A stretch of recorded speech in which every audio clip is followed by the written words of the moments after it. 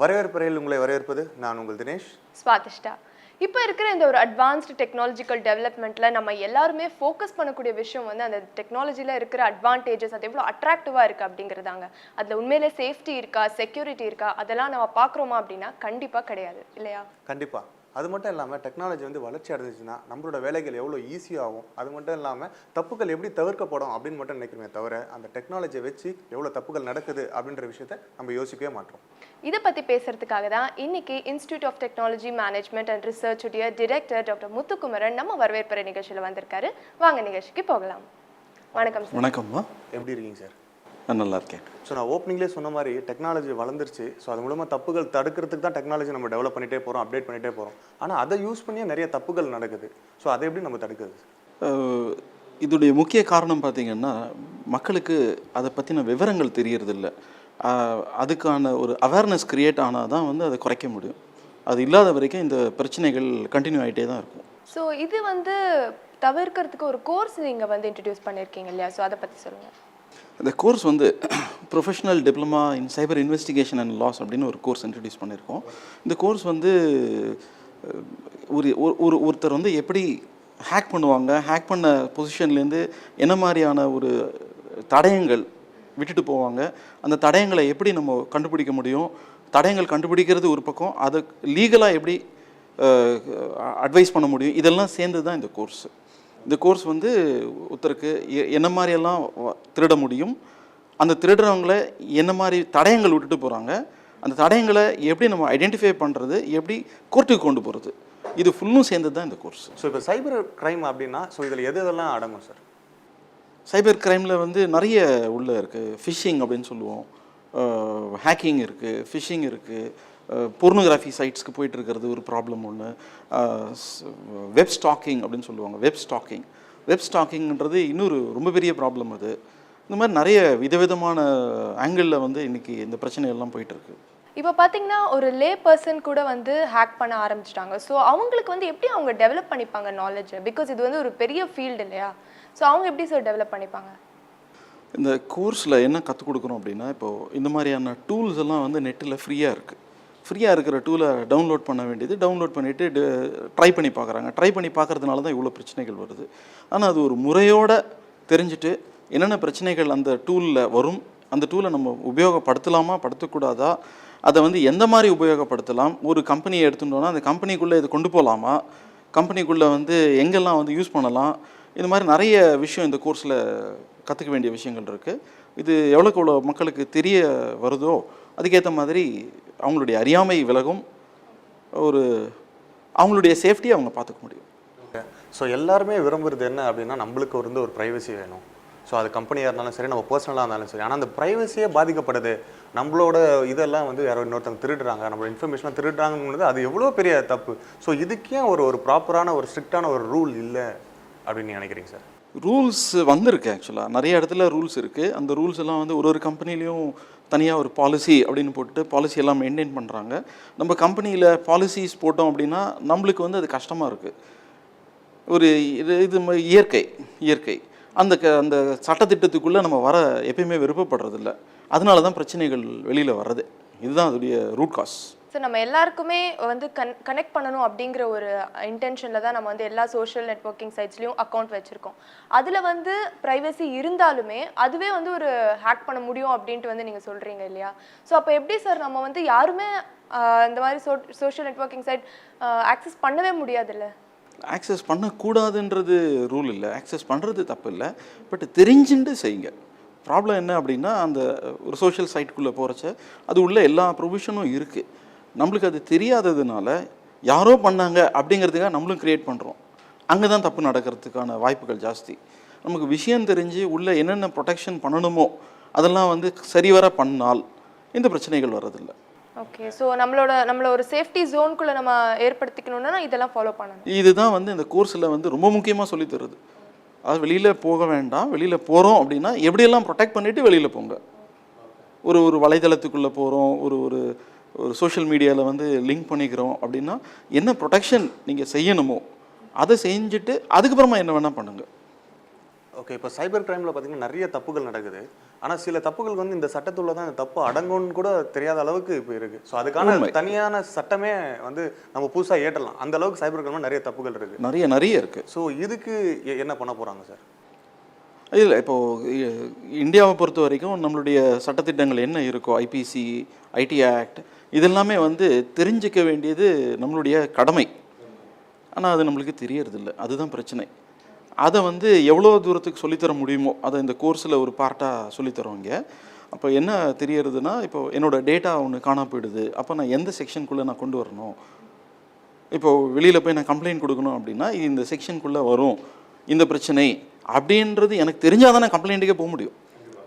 இன்றைக்கி அது ஒரு பெரிய பிரச்சனை. அது ஆக்சுவலாக என்ன இப்போ எப்படி பார்க்குறோம் அப்படின்னா, ஒருத்தருடைய மொபைலை கடையில் விற்கிறோம், அதுக்குள்ளே இருக்கிற ஃபோன் நம்பர்ஸ் கூட எடுக்காமல் விற்கிறோம். அடுத்தவர் வந்து அந்த ஃபோனை வாங்குறாரு, வாங்கினவர்கிட்ட எல்லா ஃபோன் நம்பர்ஸும் கிடைக்குது, அட்ரஸ்லேருந்து ஃபோட்டோஸ்லேருந்து எல்லாமே அதில் கிடைக்குது.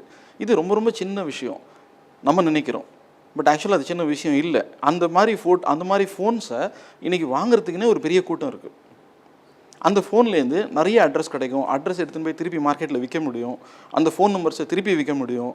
அப்போ இது வந்து ரொம்ப ரொம்ப எலிமெண்ட்ரி ஒரு நாலேஜ்னு சொல்லுவோம் அது. அப்போ இது ஜனங்களுக்கு தெரியாது. விற்கிறது தப்பு இல்லை, எனக்கு அந்த ஃபோன் வேண்டாம், அதை நான் திருப்பி விற்க போகிறேன், விற்கச்ச அதில் இருக்கிறத அழிச்சிட்டு திருப்பி கொடுக்கலாம். பட் இந்த கோர்ஸில் இன்னும் ரொம்ப முக்கியமான விஷயம் என்ன கற்றுக் கொடுக்குறோம் அப்படின்னா, நீங்கள் அழிக்கிறதையும் திருப்பி எடுக்க முடியும். அதுதான் ஃபாரன்சிக்ஸ். ஸோ அப்போ பெர்மனன்ட் டெலீட் ஆப்ஷனே இல்லையா? பெர்மனன்ட் டெலீட்டுங்கிறது ரொம்ப ரொம்ப கஷ்டமான விஷயம். இன்டர்நெட்டை பொறுத்த வரைக்கும் பெர்மனன்ட் டெலீட்டுங்கிறது ரொம்ப கஷ்டமான விஷயம். அதனால தான் 10 வாட்டி யோசித்து அதில் செயல்படணும். ஓகே, ஒன்ஸ் உள்ளே போயிட்டோம் அப்படின்னா அதுலேருந்து வெளியே வரதுக்கான பாசிபிலிட்டி ரொம்ப கம்மி. ஸோ அப்படின்னும் போது அதை யூஸ் பண்ண வேண்டிய அவசியம் என்ன சார் வருது? ஏன்னா நம்மளுக்கே செக்யூரிட்டி இல்லை, ஒரு ப்ரைவசி இல்லைன்னா அது மூலமா வர சந்தோஷம் நமக்கு எதுக்கு அப்படின்ற மனநிலைக்கு தான் நம்ம மக்கள் தள்ளப்படுவாங்க. மக்களுடைய முக்கியமான ஒரு விருப்பம் என்னன்னு பார்த்தீங்கன்னா, எல்லாரும் என்னை பற்றி தெரிஞ்சுக்கணும். அதுதான் வந்து முக்கியமான ஒரு குறிக்கோள். அப்போ 10 பேருக்கு என்னை பற்றி தெரியணும் அப்படின்னா தெரியப்படுத்தக்கூடிய வாய்ப்பு வந்து வலைதளத்தில் இருக்குது. இப்போ என்னை பற்றி தெரியணும் அப்படிங்கிறது ஒரு 5 பேருக்கு தெரியுன்றது 50 பேருக்கு தெரியும், 500 பேருக்கு தெரியும். அப்போ வலைதளத்துக்கு போய் தான் ஆகணும், வழியே இல்லை. ஓகே, ஸோ இந்த கோர்ஸோட க்ரைட்டீரியா என்ன சார்? எலிஜிபிலிட்டி க்ரைட்டீரியா என்ன? இந்த கோர்ஸை பொறுத்த வரைக்கும் ஒரு சில எலிஜிபிலிட்டி க்ரைட்டீரியா டிஃபைன் ஆகிருக்கு. இன்ஜினியர், கிராஜுவேட், அட்மினிஸ்ட்ரேட்டர்ஸ் வரலாம், போலீஸ் ஃபோர்ஸில் வந்து படிப்பாங்க, டிஃபென்ஸில் வந்து படிக்கிறாங்க, லாயர்ஸ் விருப்பப்பட்டு படிக்கிறாங்க. ஏன்னா லாயர்ஸை பொறுத்த வரைக்கும் அவங்க வந்து ஒரு ஐபிசியில் ரெடியாக இருப்பாங்க. ஐடி ஆக்டில் வந்து ஒரு க்ரைம் எப்படி வந்திருக்கு, அது க்ரைமாக எப்படி டிஃபைன் பண்ண முடியும், அது என்னென்ன எவிடன்ஸ் இருக்குது. ரொம்ப ரொம்ப முக்கியமான விஷயம் என்னென்னா அந்த எலக்ட்ரானிக் எவிடன்ஸ்னு சொல்கிறது. எலக்ட்ரானிக் எவிடன்ஸ் வந்து இன்றைக்கி வாலடைல் எவிடன்ஸ்னு சொல்லுவோம். அது வாலடைல் எவிடன்ஸ்ன்றது 2 நிமிஷம் கூட நிற்காது, 1 நிமிஷம் கூட நிற்காது. அந்த மிஷின் ஆஃப் பண்ணால் எவிடன்ஸ் போய்டும். எவிடன்ஸ் போயிடுது அப்படின்னா அதை நம்ம கேஸ் கொண்டு போக முடியாது. ஸோ அந்த மாதிரியான சுச்சுவேஷன் இப்போ இன்றைக்கி இருக்கிற ஒரு சுச்சுவேஷன் அது. இப்போ லாயர்ஸ்க்கு வந்து ரொம்ப ரொம்ப முக்கியம். அது லாயர்ஸ்க்கு ரொம்ப முக்கியம். ஒரு போலீஸ் ஃபோர்ஸு, டிஃபென்ஸ் அந்த மாதிரி எடுத்துக்கச்சா அது ஈக்குவலி இம்பார்ட்டண்ட்டு. என்ன ரீசன் அப்படின்னு பார்த்தீங்கன்னா, இப்போது நம்மளுக்கு வெளியிலேருந்து எவ்வளோ த்ரெட்ஸ் வருது, அந்த த்ரெட்ஸ் எல்லாம் வந்து நம்ம சால்வ் பண்ணணும். நம்ம வந்து வேறு வழி இல்லை, நம்ம தான் வந்து நம்மளை சேஃப்கார்ட் பண்ணிக்க வேண்டிய சுச்சுவேஷனில் இருக்கோம். இப்போ அந்த ஒரு சுச்சுவேஷனில் போலீஸ் ஃபோர்ஸ்க்கும் அது தேவைப்படுது. டியூரேஷன் என்னவா இருக்கும் அந்த கோர்ஸ்? இது வந்து ஒரு 13 வாரம் சனி ஞாயிறில் தான் கோர்ஸ் நடத்துகிறாங்க. ஆக்சுவலாக கோர்ஸ் நடத்துகிறோம். சனி ஞாயிறில் நடத்துறதுனால மண்டே டு ஃப்ரைடே அந்த கேப் வந்து படிக்கிறதுக்கு டைம். ஓகே, ஸோ 13 வாரம் வந்து இந்த கோர்ஸ் நடக்குது. அதுக்கப்புறம் ஏதாவது டெஸ்ட் எக்ஸாம் வச்சு இருக்குது, யூனிவர்சிட்டி எக்ஸாம் இருக்குது. ஓகே, அவங்கள வேல்யூ பண்ணுவீங்க. அதுக்கப்புறமா டிப்ளமோ கோர்ஸ் இல்லைங்க? அதுக்கப்புறமா diploma will be award. Okay sir, ஏன்னா இது வந்து தப்புகள் நடக்கிற ஒரு விஷயத்தை கண்டுபிடிக்கிற மாதிரி ஒரு இன்வெஸ்டிகேஷன் கோர்ஸ். ஸோ அப்படின்னும் போது அப்போ நம்ம தப்பு பண்ணணும் அப்படின்னா தான் அதில் என்ன விஷயங்கள் நடக்குதுன்னு நம்ம தெரிஞ்சுக்க முடியும். அந்த தப்பை வெளியில் பண்ணாதீங்க, உங்களுடைய ஓன் மிஷினில் செஞ்சு கண்டுபிடிச்சிக்கோங்க. என்ன ப்ராப்ளம், எங்கே ப்ராப்ளம் இருக்குன்றதை உங்களுடைய ஓன் மிஷினில் ப்ராக்டிஸ் பண்ணுங்கள். இதுதான் வந்து இங்கே சொல்லி கொடுக்குற அட்வைஸ். ஏன்னா இது தெரிஞ்ச உடனே வெளியில் இம்மீடியட்டாக போவோம். இம்மீடியட்டாக போயிட்டு வலைதளத்தில் போய் அட்டம் பண்ணி பார்க்கணும், ட்ரை பண்ணணுன்ற ஒரு வேகம் வரும். அது மிக தவறான செயல், அது செய்யக்கூடாது. அதுக்காக தான் வந்து உங்களுடைய ஓன் மிஷினில் பண்ணுங்கள், தெரிஞ்சுக்கோங்க, வெளியில் எங்கேயும் பண்ணக்கூடாது. ஓகே, ஸோ ஜாப் ஆப்பர்ச்சுனிட்டிஸ் எப்படி சார் இருக்கும்? எந்த மாதிரியான டொமைனில் அவங்க ஒர்க் பண்ணுவாங்க? இது வந்து ஆக்சுவலாக பார்த்தீங்கன்னா இது ரொம்ப ரொம்ப ரொம்ப ரொம்ப முக்கியமான ஒரு ஜாபாக இப்போ வெளியில் வந்துட்டுருக்கு. கவர்மெண்ட்டில் அனௌன்ஸ் பண்ணியிருக்காங்க, இந்தியன் கவர்மெண்ட்லேயே வந்து ஒரு 5 லட்சம் பேர் வேணும்னு கேட்குறாங்க. 5 லட்சம் பேர் வேணும் அப்படின்னா எப்படி கொடுக்க முடியும்? படிக்கணும். அதுக்கு படித்தா மாத்திரம் போகாது, ப்ராக்டிஸ் வேணும், ஸ்கில் வேணும். அந்த ஸ்கில் டெவலப்மெண்ட் தான் வந்து ரொம்ப ரொம்ப முக்கியமான ஃபோக்கஸ். அந்த ஃபோக்கஸ்க்கு தான் இந்த கோர்ஸு. இப்போ இதை படிக்கிறதுனால என்ன பெனிஃபிட்னு பார்த்தீங்கன்னா, ஒரு முக்கியமான ஒரு ப்ரொஃபைல் ஒன்று மார்க்கெட்டில் வந்துட்டுருக்கு இப்போது. Cyber SOC, cyber security operating centre, security operating centre. இந்த மாதிரி இடத்துல எல்லாரும் அந்த அவங்களுடைய கம்ப்யூட்டரில் நடக்கிற விவரம் இந்த இந்த இந்த இந்த சென்டருக்கு வரும். இதுதான் வந்து கம்பெனிஸில் பார்க்குறது. இப்போது கம்பெனிஸில் எல்லாமே சைபர் சாக் அப்படிங்கிற சென்டருக்கு வரும். அங்கே அதை பார்த்துட்டு நம்ம தெரிஞ்சுக்கணும். இந்த கோர்ஸோட இந்த கோர்ஸ் ஏன் படிக்கிறோம், இன்னொரு முக்கியமான ரீசன் என்ன அப்படின்னா, பாக்கியெல்லாம் கண்ணால் பார்க்கக்கூடிய கோர்ஸ். இங்கே நம்ம ஒர்க் பண்ணுற ஏரியா வந்து கண்ணால் பார்க்க முடியாதது.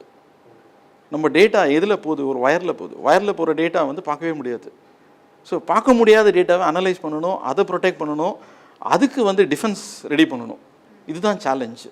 அப்போ இந்த சேலஞ்சை வந்து எங்கே ஹேண்டில் பண்ணுறாங்க அப்படின்னா சைபர் சாக்கில். ஸோ சைபர் சாக் ஏரியாவில் நிறைய ப்ரொஃபைல்ஸ் இருக்குது. இந்த ப்ரொஃபைல்ஸ் எல்லாத்துக்குமே இந்த மாதிரியான ஒரு பேசிக் குவாலிஃபிகேஷன் தேவைப்படுது. ஓகே, இப்போது நீங்கள் சொல்கிறீங்க எந்த ஒரு சோஷியல் வலைதளங்கள் உள்ளே போனாலும் அது வந்து நிறைய ப்ரைவசியான விஷயங்கள் இருக்குது, அதை நம்ம தான் பார்த்து இது பண்ணணும்னு சொல்லிட்டு. ஆனால் படித்தவங்களுக்கே அந்த டைம் இல்லை. அது உள்ளே போயிட்டு அதை செக்யூர் பண்ணுறது, சேஃப்டி பண்ணுறதுக்கு நம்ம அவசரப்பட்டு போயிடுறோம். ஸோ இன்னும் கிராமத்தில் இருக்கவங்களுக்கு வந்து என்னென்னா இதெல்லாம் வந்து ஒரு பெரிய விஷயம். நம்ம உள்ளே போகிறோம், ஒரு இந்த மாதிரி வலைதளங்கள் இருக்குன்றதே அவங்களுக்கு ஒரு சந்தோஷமான விஷயம். ஆனால் இதில் இவ்வளோ ஆபத்து இருக்குதுன்னு சொல்லிட்டு அவங்களுக்கு எப்படி நம்ம விழிப்புணர்வு மூலமாக சொல்ல முடியும்? இது வந்து சின்ன சின்ன மாதிரி ப்ரோக்ராம்ஸ் ரன் பண்ணுறோம். இதுக்கு ஒரு பிரச்சனைகளை எடுத்து சொல்லி, இந்த மாதிரி பிரச்சனைகள் வந்தால் இப்படி தான் ப்ரொடெக்ட் பண்ணிக்கணும். அக்கௌண்ட் ஓப்பன் பண்ணுறது ஒன்றுமே இல்லை, போயிட்டு ஒரு நிமிஷத்தில் அக்கௌண்ட் ஓப்பன் பண்ணிடலாம். பட் அக்கௌண்ட் ஓப்பன் பண்ண அப்புறம் என்னென்ன ஸ்டெப்ஸ் ஃபாலோ பண்ணணும், அந்த ஸ்டெப்ஸ் ஃபாலோ பண்ணுறது தான் ரொம்ப ரொம்ப முக்கியமான விஷயம். அந்த ஸ்டெப்ஸை வந்து இங்கே படிக்கிற ஸ்டூடெண்ட்ஸுக்கே நாங்கள் கேட்குறது இதுதான். உங்களால் எவ்வளோ தூரம் சொல்ல முடியுமோ ஒருத்தரும் அட்லீஸ்ட் ஒரு 2 பேர்கிட்ட 5 பேர்கிட்ட திருப்பி சொல்லுங்கள். ஒருத்தருக்கு தெரியல அப்படின்னா அவங்கள எஜுகேட் பண்ணுங்கள். இந்த ஒரு மெசேஜை வந்து எங்கள் ஸ்டூடெண்ட்ஸ் கிட்டேருந்து நாங்கள் வந்து ஃபார்வர்ட் பண்ணிகிட்டு இருக்கோம். சார், இப்போ நீங்கள் சொன்னீங்க சார், இங்கே இதுக்கு ஜாப் ஆப்பர்ச்சுனிட்டி வந்து நியர்லி 5 lakh மெம்பர்ஸ் வந்து வேணும் அப்படின்னு. இப்போ 5 லட்சம் பேர் வந்துட்டாங்க, ரெக்ரூட் பண்ணிட்டாங்க, அதுக்கான வேலைகளை வந்து தொடங்கிட்டாங்கன்னா நம்மளோட இன்ஃபர்மேஷன்ஸ் எல்லாம் பாதுகாக்கப்பட்டுருமா? ஆக்சுவலாக இது வந்து டெக்னாலஜி மாறிக்கிட்டே இருக்கிறதுனால இது வந்து நம்ம எப்பயுமே பதில் சொல்ல முடியாத ஒரு கேள்வி இது. ஏன்னா நம்ம என்ன பிளான் பண்ணாலும் நமக்கு மேலே ஒரு 2 படி முன்னாடி பாக்கி பேர் இருக்காங்க, இந்த ஹேக்கர்ஸ் டீம்ஸ். ஸோ நம்ம அந்த ஸ்பீடுக்கு போனால் ஒரு வேளை ப்ரொடெக்ட் பண்ணலாம். அவங்கள கட்டுப்படுறதுக்கு வழியே இல்லையா? ஏன்னா நம்ம வந்து ரெகுலராக கோர்ஸ் போய் படிக்கிறவங்களே வந்து எந்த அளவுக்கு எஃபிஷியண்ட்டாக பண்ண முடியல. அவங்க எப்படியோ நெட்டை பார்த்து தெரிஞ்சுக்கிறாங்க, ஏதாவது கேட்டு தெரிஞ்சுக்கிறாங்க. அவங்களால எப்படி நம்மளை பீட் பண்ண முடியுது? இதுக்கு பேர் ரிஸ்க்குன்னு சொல்லுவோம். இது வந்து ரிஸ்க்கு. இந்த ரிஸ்க்கை வந்து நம்ம கால்குலேட் பண்ணி தான் பண்ணணும். ரொம்ப கால்குலேட்டிவ் ரிஸ்க் அப்படின்னு சொல்லுவாங்க இதை. இந்த கால்குலேட்டிவ் ரிஸ்க்கு அப்ளை பண்ணி பார்க்கச்ச நம்மளுடைய சைட்டுக்கு ஆன ஆபத்து எவ்வளோ? 10 லட்சம் பேர் 40 லட்சம் பேர் நெட்டில் இருக்கிறாங்க, 40 கோடி பேர் நெட்டில் இருக்கிறாங்க. அந்த அவ்வளோ பேர் இருக்கிற இடத்துல என்னுடைய ப்ரொஃபைலை வந்து அட்டாக் பண்ணுறதுக்கு வாய்ப்புகள் எவ்வளோ இருக்குது? வாய்ப்பு இருக்குது, வாய்ப்பு இல்லாமல் இல்லை. பட் எவ்வளோ சீக்கிரம் என்ன அட்டாக் பண்ண போகிறாங்க, அதுக்குள்ளேயே நான் திருந்த முடியாதா? அதுதான் அப்படி தான் பார்க்கணுமோ தவிர, ஏன்னா இது வந்து நம்மளால் பதில் சொல்ல முடியாத ஒரு கேள்வி இது. அண்ட் இன்டர்நெட் தவிர ஸ்மார்ட் ஃபோன்ஸும் வந்து it is creating a big vibe இல்லையா சார்? இப்போ எல்லாருமே வந்து ஸ்மார்ட் ஃபோன்ஸ் தான் வச்சுருக்காங்க. ஸோ அது வந்து நம்ம எப்படி ப்ரொடெக்ட் பண்ணுறது? ஸ்மார்ட் ஃபோன்லேருந்து கூட உங்களோட இன்ஃபர்மேஷன் பாஸ் ஆகும்போது நம்மளுக்கு தெரியாது இல்லை, நம்ம ஸ்விட்ச் ஆஃப் பண்ணுவோம், ஆன் பண்ணுவோம், அந்த ஒரு ப்ரொசீஜர் தான் தெரியும் நம்மளுக்கு. ஸோ அதை எப்படி நம்ம ப்ரொடெக்ட் பண்ணலாம்? அதே வழிமுறைகள் தான் இங்கேயும். அதாவது ஸ்மார்ட் ஃபோன் வாங்குறது பெருசு இல்லை. ஸ்மார்ட் ஃபோன் வாங்கின அப்புறமா அதில் என்ன மாதிரி ப்ரொடெக்ஷன் எனேபிள் பண்ணணும். நம்மளுக்கு கிடைக்கிற ஆப்பெல்லாம் டவுன்லோட் பண்ணி போட முடியாது. ஆப் இருக்குது, ஃப்ரீயாக இருக்குது, கூகுள் ஆப் இருக்குது, அந்த இடத்துல டவுன்லோட் பண்ண போகிறோம். டவுன்லோட் பண்ணுற ஆப்பை இம்மீடியட்டாக இன்ஸ்டால் பண்ணணும்னு ட்ரை பண்ணுறோம். ஸோ அந்த இன்ஸ்டாலேஷன் வந்து நமக்கு தேவையா? அதுதான் முக்கியமான கேள்வி. யார்கிட்டேயோ இருக்குது, பக்கத்தில் இருக்கவங்ககிட்ட இருக்குது, அதனால நான் போடணும்னு சொல்கிறது சரியான வழி கிடையாது. அதுக்கு பதிலாக எனக்கு தேவைப்படுமா? ஏன்னா ஃபோனுடைய பர்பஸ் என்ன? பர்பஸ் வந்து கம்யூனிகேட் பண்ணணும், ஃபோன் பண்ணணும். ஸ்மார்ட் ஃபோனாக வச்சுருக்கிறது மேபி கேமராவில் ஃபோட்டோ எடுக்கணும். இதை தவிர வேறு என்ன பண்ணுறோம் பெருசாக? அதில் ரொம்ப பெரிய ஆக்டிவிட்டீஸ் அப்படின்னு பார்த்தீங்கன்னா ரொம்ப கொஞ்சம் பேர் தான் அதை பண்ணுறது. ஆனால் ஸ்மார்ட் ஃபோன் வச்சுக்கணுன்றது ஒரு ஆர்வம், ஒரு ஆசை. அதனால் அந்த ஆர்வத்துக்காக வாங்கி வச்சுருக்கிற ஸ்மார்ட் ஃபோனில் முடிஞ்ச வரைக்கும் தேவையில்லாத ஆப்ஸ் எல்லாம் வைக்க வேண்டாம், தெரியாத ஆப்ஸை இன்ஸ்டால் பண்ண வேண்டாம். ஏன்னா எவ்வளோக்கு எவ்வளோ வெளியிலேருந்து ஆப்பை இன்ஸ்டால் பண்ணுறோமோ அவ்வளோக்கு எவ்வளோ நம்ம எக்ஸ்போஸ் பண்ணுறோம். நம்மளை எவ்வளோக்கு எவ்வளோ கம்மியாக எக்ஸ்போஸ் பண்ணுறோமோ அவ்வளோக்குள்ள நம்ம சேஃபு. ஓகே, இப்போ இந்த கோர்ஸ் பற்றி சொன்னீங்கல்ல சார், இந்த கோர்ஸ் படித்து முடிச்சுட்டு நம்ம வந்து ஒரு ஃபுல் ஃப்ளெஜ்ட் ஒர்க்கராக இல்லாமல் பார்ட் டைமாக இந்த மாதிரி ஹேக்கிங் பண்ண முடியுமா? ஆக்சுவலாக அதில் கன்சல்டன்ஸ் அப்படிங்கிற ஏரியா இருக்குது, செக்யூரிட்டி கன்சல்டன்ஸ்னு சொல்லுவாங்க. செக்யூரிட்டி கன்சல்டன்ஸில் வந்து இந்த மாதிரி ஜாபை கன்சல்டண்ட்டாகவும் போய் பண்ண முடியும். ஏன்னா ஒரு கம்பெனியோட செக்யூரிட்டி டிசைன் அப்படின்னு ஒரு ஏரியா வரும். ஸோ இதில் முடித்தவங்க வந்து செக்யூரிட்டி டிசைனர்ஸாக போவாங்க. ஏன்னா இது வந்து ஒரு வீடு கட்டுற மாதிரி தான்.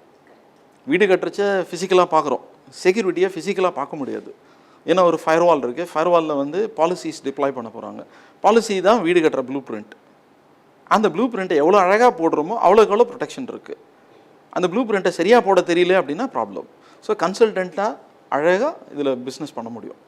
இப்போ நீங்கள் சொன்னீங்க இந்த கோர்ஸ் வந்து 13 வாரங்கள் டிப்ளமோ கோர்ஸ்னு. ஸோ இதுக்கப்புறமா இதை அப்டேட் பண்ணிக்கணும் அப்படின்னா அதுக்கு ஒரு டிகிரி கோர்சஸ் ஃபியூச்சரில் வருமா? ஃப்யூச்சரில் பிளான் பண்ணி வச்சுருக்கோம். அதில் ஒரு டிகிரி கோர்ஸ் இருக்குது, இன்னும் அட்வான்ஸ்டாக டாக்டரல் ப்ரோக்ராம் வரைக்கும் போகலாம் அதில். ஓகே.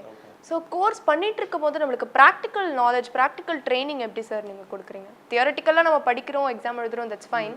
கோர்ஸோட யூனிக் ஃபீச்சரே case approach, case based. So எடுத்த உடனே ஒரு கேஸ் தான் கொடுக்குறோம், தியரி கிடையாதுங்க. எடுத்த உடனே ஒரு கேஸ், இதுதான் ப்ராப்ளம், இந்த மாதிரி நடக்குது, இதை எப்படி நம்ம சால்வ் பண்ணலாம். ஏன்னா இந்த கோர்ஸோட ஃபோக்கஸே இன்வெஸ்டிகேஷன். இன்வெஸ்டிகேட் பண்ணுற மைண்ட் செட் வேணும். மைண்ட் செட் இல்லைன்னா இன்வெஸ்டிகேட் பண்ண தெரியாது. ஏன்னா இன்வெஸ்டிகேட் பண்ணோன்னா கேள்வி கேட்கும் ஒரு ஒரு மனது வேணும். அப்போ கேள்வி கேட்கணுன்றது சட்னு வராது. ஏன்னா அந்த பழக்கத்துக்கு நம்ம வந்து வரல, அந்த பழக்கத்தில் வரல. என்ன கொடுக்குறோமோ அதை வாங்கிட்டு போயிடுவோம், திருப்பி கேள்வி கேட்க மாட்டோம். இந்த கோர்ஸோட யூனிக் ஃபீச்சரே வந்து கேள்வி கேட்கணும். எதுவாக இருந்தாலும் கேள்வி கேட்கணும். கேள்வி கேட்குறதுக்கு எப்போ முடியும்னா கேஸ் கொடுத்தா தான் கேள்வி கேட்க முடியும். ஸோ அதனால் case based approach. Sir thank you so much sir. இவ்வளோ நேரம் பார்த்தீங்கன்னா நிறைய விஷயங்கள் சொன்னீங்க. நம்ம ஆசைப்படுற விஷயம் வந்து எவ்வளோ ஆபத்தானதுன்றது முதல்ல தெரிஞ்சுக்கிட்டு அதுக்கப்புறம் அதை யூஸ் பண்ணணுன்ற அந்த ஒரு ஹிண்ட்டும் நீங்கள் கொடுத்துருக்கீங்க. So thank you so much for your time sir. Thank you.